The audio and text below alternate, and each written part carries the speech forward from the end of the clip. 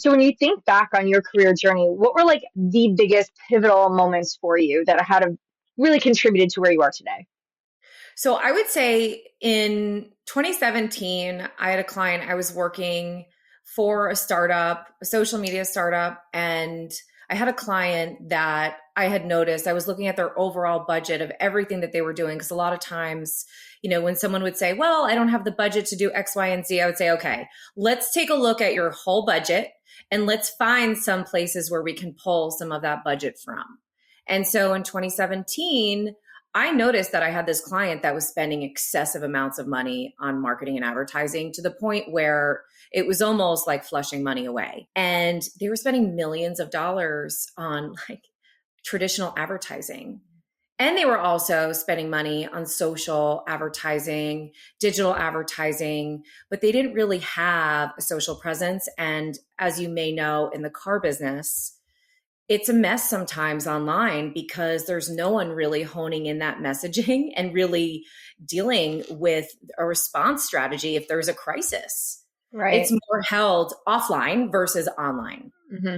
So I ended up getting the attention of the CEO. We had a conversation and flash forward 2 months later, I came in as their marketing operations manager. So I jumped from agency to client side. And the challenge was I had to create an agency internally because the CEO wanted to eliminate his current agency that was external. So, having worked in agencies, I had a good sense of what to do and how to do it. I had just never done it myself. And so we built an in-house agency. And I say we, meaning me with, my CEO by my side, but it was more of me just making decisions and having to audit part statements for 5 years, looking at every single dollar that was spent and trying to determine what the ROI or the effectiveness was of all the different advertising and marketing that they were doing, as well as looking at marketing budgets and marketing calendars and all of the things you can possibly imagine with a team of one, which was me to start. And then once it was established, I was able to hire and kind of build out my team. But that moment when he gave me that opportunity to do that, which I'm eternally grateful for because it completely changed the trajectory of my life when that happened at that moment. And I didn't know it at the time. I had no idea. Right. But looking back, I'm so grateful that I had that opportunity and I had that moment because he gave me an opportunity to prove myself and I did. And we were able to eliminate in the first year almost $3 million of waste in advertising and marketing spend. And this is before the pandemic, before everyone said, I'm not doing anything. This was well before that. And so we were able to shift gears and we were able to focus on really honing in the messaging and really honing in the client interactions and really focusing on the brand and the why of why he had started all of these companies and the love that everyone had for all these brands and all the customers had for the brands and really just having a fresh start, if you will, but almost it was a beginning of something incredible because it completely changed the way that a lot of his sales team looked at themselves in terms of what they were doing for marketing and positioning themselves. They were just focusing on using a CRM and using the phones, which is great. You should be using those things, but there are other tools outside, like using social, like using LinkedIn. And so I look back now, and especially looking at some of the young women who are in sales and in retail automotive, it's tough. And it's super male dominated Yeah. and it's mostly all male management. But was so interesting about the group that I worked in, and we were talking a little bit about this before, it was all female leadership. So you had females running each dealership. So on the front end and the back end. So running the sales team, running the service team at each of the stores. And it was something that was truly unique. And it's something that you don't see that often, specifically in the car business. You don't see that as Yeah. much. And there's a lot of industries that are like that, but it was really cool to be a part of. And it was something that I know that I was a part of building. So that to me was really, I would say it was the pivotal moment in my career because at that time, he also was so supportive. When I said to him when the pandemic happened, I need to go all in on LinkedIn and I need to really start talking about my day to day. And I want to start posting and it will help bring a return back to the store. And this is why. he said, go for it. And that is also something that is truly unique, not only in automotive, but also in other industries, because a lot of times there are so many factors that get away, in different tech spaces. You also have contracts that prevent you from doing this. And then you don't own your own brand. The company you work for does, if it's not protected very much in the beginning. So it was a really unique time for me to really get an understanding of how it is at the ground. And it really prepared me for what I do now. And when I'm working with clients and they have specific challenges that I walk into where maybe the leadership team fully isn't on board with the entire leadership team going to market on LinkedIn and going on podcasts and writing blogs because of X, Y, and Z. So this opportunity sounds like it actually gave you the blueprint to then go and start your own agency, because you got to do it in a safe space where it was a little bit more risk adverse because you had a company kind of paying you, right? Like, so you had an opportunity to still collect a paycheck, less risk, but do everything that you ended up doing on your own anyway. So it feels like it gave you that kind of like dry run almost for you to go build your own agency.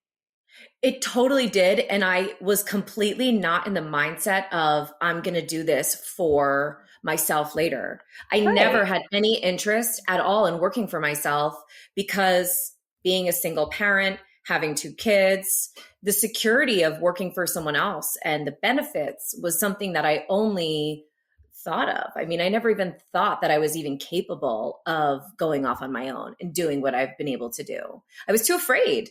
There was no way. So that's why it wasn't Well, even a that's thought. what it happens though, right? I feel like most people don't take those leaps, right? They don't see these opportunities because of fear. It's not because they can't do it, it's because they're scared.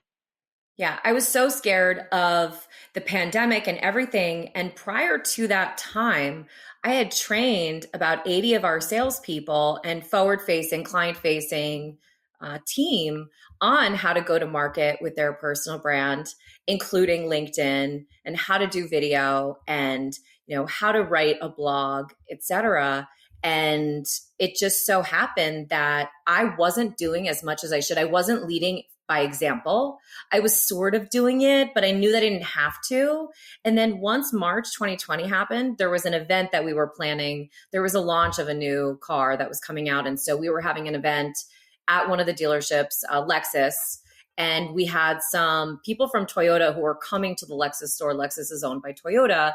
Mhm. And it was a very big moment for me in my career because I had this opportunity to be exposed to people at Lexus Corporate. And I was already interacting with Lexus Corporate. I was going to regional meetings. I was interacting with their team who were in the field.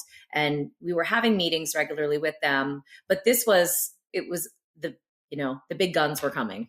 And Yeah. so I was very excited. And then the day that our event was canceled due to the pandemic, I realized on that day, in that moment, that I had to do something. And that something, I knew what it was. I knew I had to lean into my personal brand, which was for me really going in and just taking the leap and forgetting my fear and just starting to post online. I was not into Instagram. I was not a person who really wanted to be on social media at all because I was behind the scenes with all of the accounts anyway. So for me, why would I want to do that work for myself when I'm already doing it for work? And that was my mindset, is why would I want to do this? And so it just, one thing led to another, and it really just snowballed into something amazing. And when I found myself in a role that I was not happy with, I ultimately said, I'm going to do it. I'm going to leave. And I'm just going to take the risk and I'm going to take the chance. I believe in myself. I'm a hard worker and I'm going to do this. And that was 3.5 years ago. Wow. I love that. I love it. And I think the thing that like resonates with me so much is you just overcame a fear, right? Like you didn't think too much about it and you just took the leap. I feel like so many people I talk to have this passion and desire to want to go and do something like that, and they don't. Mhm.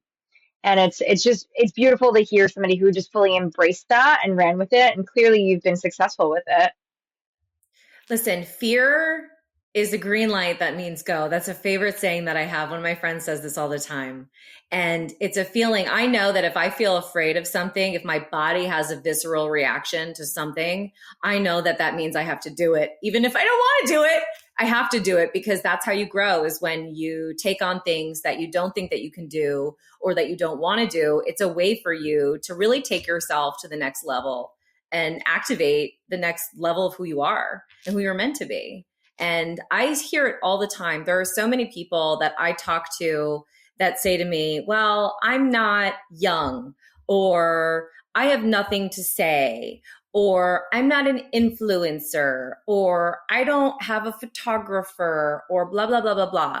You know, done is better than perfect is another really great saying, because it doesn't have to be perfect. When I started doing this, I was running around with a ring light and a phone, and I had zero idea really what I was doing. I just knew that I had to make a name for myself because I had no other option. Yeah. And so I just say, do it. But it's fear is such a common, I'm actually in the process of writing a book. It's coming out in the fall, all about the fears that we have and the mindset that's attached to putting ourselves out there to enhance and to better our careers. Well, I'm glad it's coming out in the fall. I might need that advice, and it sounds like that'll be a good time for me to read it. So I'm excited to hear all about that and the release. Okay, for our listeners, thank you so much for your time. I hope you enjoyed our episode. Please rate and follow us on Spotify, Apple Podcasts, subscribe on YouTube, connect with me on LinkedIn, and until next time, we'll see you soon.